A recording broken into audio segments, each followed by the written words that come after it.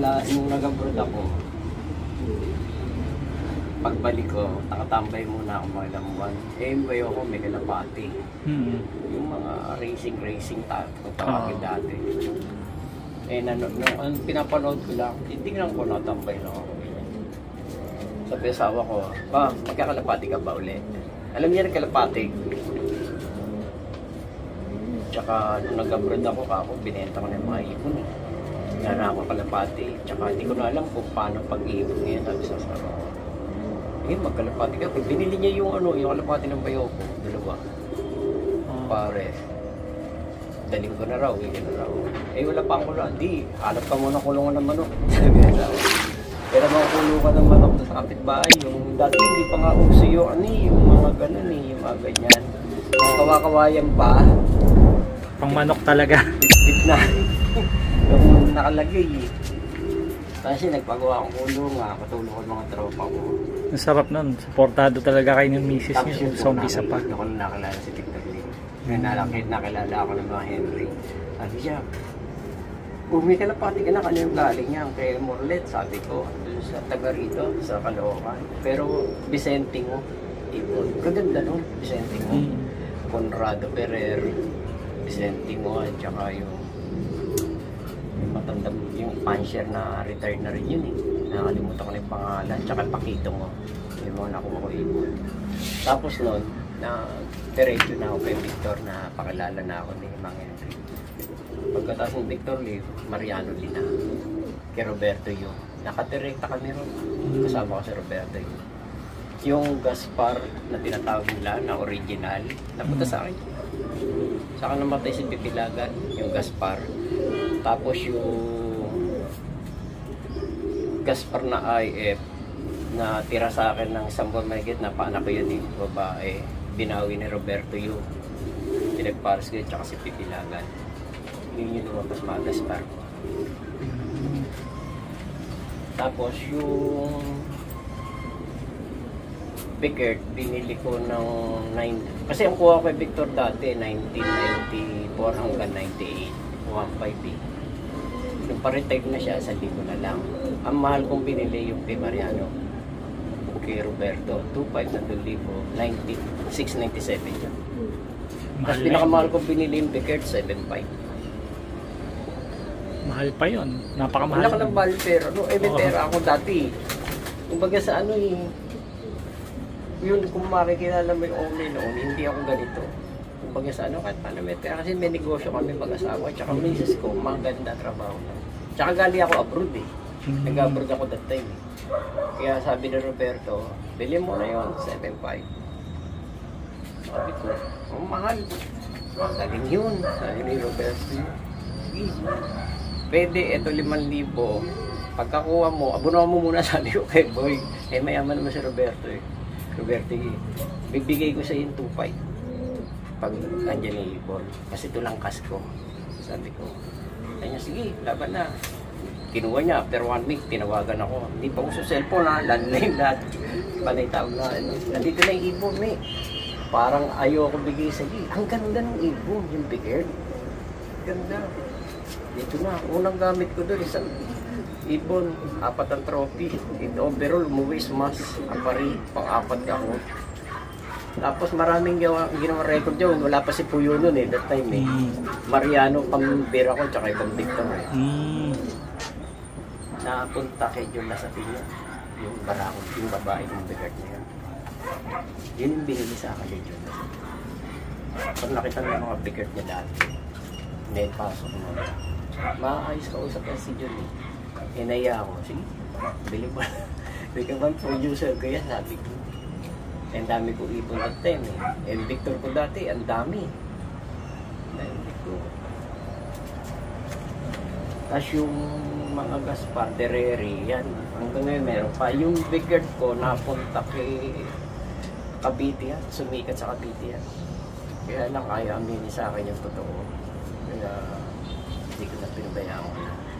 Maraming gumamit itong ko iba yung makamamin na.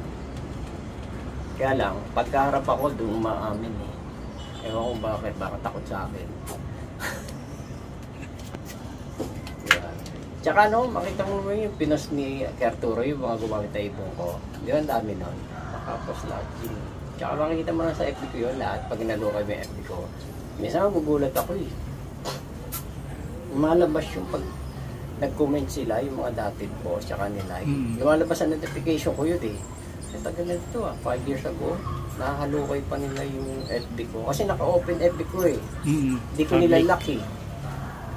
Kasi may nilak ko dati yan eh, 3 buwan. Sabi sa akin, hindi ko, nilak mo, may nahanap ako sa ibo mo. Gato-gato. Ganun ba? Nag-isip ako, ilak pa ya o i-off. Pag-off ako na ilak. Parang gano'n. Kasi gusto ko na rin ilak eh. Bakit to? Kasi yung picture ng ibong ko, nakaka-capture na. Minsan ginagamit ng iba. Hindi naman ginagamit. Ewan ko, kuya, asan yung ganito mo? Pinapakita sa akin. Sabay, wala naman sila masamang intention. Kaya lang, para private, ano ko yan, privacy keeping. Kaya hindi ko lang kasi nilalaki para makita nila yung mga pinos kong mga sistema, yung mga ano, di ba? Kasi pag nila ko yun, hindi nila makikita yun. Makakita lang ko yung mga friend ko yata. Depende sa privacy setting. Oo, pag nila ko yun, ako lang makakapagbukas at saka pag in-allowed ko lang makakita, yun lang. Hindi ko nga nilalak. Sabi ko, iyan mo lang pag ano. Nakarang kasi nilak ko yun. Sabi sa akin na kaibigan ko, kaya bakit nilak mo? Hindi ko sila ibabuksan yung Oo nga. Saka malamang yung mga kumuha sa inyo na binenta rin yung ibon, binabalikan kayo pa rin, titingnan pa rin yung... Tinitingnan nila yung magulang. Kasi yung throwback ata, lumalabas doon sa ano, sa ibon. Ba't ba naglabas ng ganito kuya? Tinignan niya. Meron palang may puti yung ganito, gano'n. Sabi ko, tapos may nagpunta nga rito ka ako. Taga-Bataan, nagpaturo sa akin. Taga-Bataan pa? Layo. Sir, rest day ko, punta ako sa iyo. Nagpaalam pa ka kay Sidel yun eh. Sabi ni Sidel, kay Professor Romy ka magpaturo kasi siya rin nagturo sa akin eh. Ayos naman ako sa mabait naman. Kahit paano, pinulungan ko na lang din. Kakaya kasi, kakawa din. Sabi ko, talagang bibigay ko sa iyo, mapapayo mo. Kaya lang yung gamot sa akin magagaling. Kasi in-import ko yun eh. Sarili kong parating yan eh. Kaya sabi ko lang, huwag bibili niya, dito na sa akin. Ngayon, kaya lang, pag may parating ako, meron ka mabibili. Pag wala, pare tayo nga. Yun ang problema ko. Pwede naman local, kaya lang pag sa local, wala akong tiwala eh. So kasi para mapatunayan yung sistema, kailangan talagang pareho yung gagawin. Hindi, nakikita naman nila kung anong ginagamit ko. Ganun ako magturo. Nangyari, tinuruan kita. Araw ngayon, Lunes, video call mo ako. Papakita ko sa pagpainom ko sa ibong ko mismo araw na to. Nakikita niya. Kaya sabi ko, ibuti ka ako kayo, ganun eh. On the spot, pinapakita. Yung iba sasabihin ganito, tapos di mo pala ginagamit. Ang dami-daming binibigay na nilista. Kasi nakikita niya sa epic ko yun. Kasi ako ano binibigay ko, ayan. Sabi ko tayo, hindi ko kailangan magloko, hindi ko kailangan magpakilala. At hindi ko kailangan yung mag-ano. Kasi kahit paano may pinatunayan ako sa pag-ibon eh, kilala na ako eh. Tsaka malalaking club naman yung pinaglaruan ko eh. Ngayon na nga na ako lumaro sa small club eh. Dati wala akong small club na pinaglaruan. Nung nag-umpisa ako ng 90s, NRPC, kalabang ko doon, taga-PHA, tsaka RP. Tapos lipat ako RP80. Ang may-ari noon sila Vicente. Ang nakakalabang ko doon yung mga taga-PHA ngayon. Yung RP at PHA, parang member yan eh. Naggagano na lang sila. Tapos lipat ako PRPF. PHA din yung mga nakakalaro ko doon. Sila Mariano Lee. Tapos PFC. FFC, iba nung PHA din. Tsaka ang hirap manalo sa PFC. Grabe, marami magagaling ko.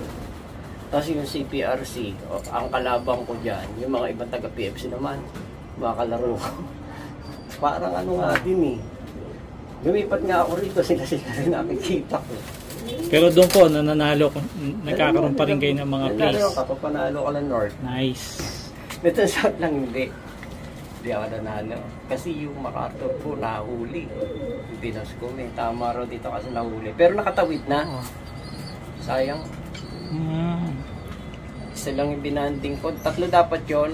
Yung isa bali pa Malpok isa. Ay, yung kawad, di nakita mo ang dami. Sa Malpok, bali. Binigay ko na kay Alex yung ipon. Ay ko, laga mo na lang yan. Kung kakarga ko pa MacArthur, para pinahirapan ko lang yung sa kawawa naman ako. Yung isa, dito nalilipat kasi gumanon yung ulo ng konti. Pero hindi malala. Gumanon sa ito, mahirapan ito. Kaya tinilapan ko yung isa. Pinsan ni Bubbles yun.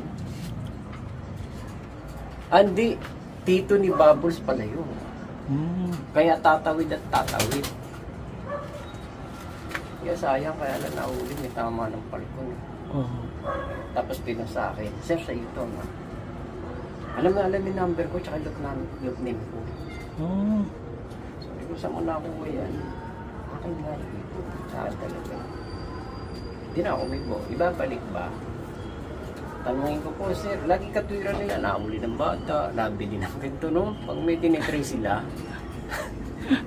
yung, sir, nauli po ng bata, sir, nauli po ng mangingis na sa dagat. Laging ganun, pare-parehas na sinasabi, no? Pero, ano yun kung talaga tracing na sila, masakit na sa biyari ng ipon, di ba? Di ba, sana kung babalik, Pero yung iba kong mga kaibigan sa probinsya, pag nahuli, sabihin, sir, ka-member mo to sa PFC, naibabalik. Hindi maayos na fine share yun. Mga kaibigan ko, mga tinuturuan ko, sabi ko, mag-upisa kayo sa ganon. Huwag kayo mangangkin ng ipon. Kasi yung karma, tsaka pag sa inyo nangyari yan, masakit din yan sabi ko. Yung ipon, bigyan nyo ng chance na makapaglaro doon sa may-ari. Pakawalan nyo. Minsan dyan, pagka-karera, medyo madapo. Painumin, tapos bugaw na. Hindi ko ninahawakan. Importante naman doon, makainom lang. Makainom lang. Yung iba, hinuhuli, pinapahinga, pinano. Okay din yun. Kaya lang kasi baka mamaya pakatop na Oo. Pagkainom, isni-stick ko na para makauwi na rin sa may-ari. Kasi pag ginawa ka, pinagtagal ko pa ilang minuto, baka mamaya katop Hindi ko alam kung ano laban sayang. Iba. Pero sa ako walang nagbabalik ng ganun. Ang ibo ko. Walang nag-text na, sir, nahuli ko ibo mo, papakawala ang ulo. Wala pa akong, sa tagal ko nagkarera, wala pa akong na-experience ganun. Yung nahuli mo ibo.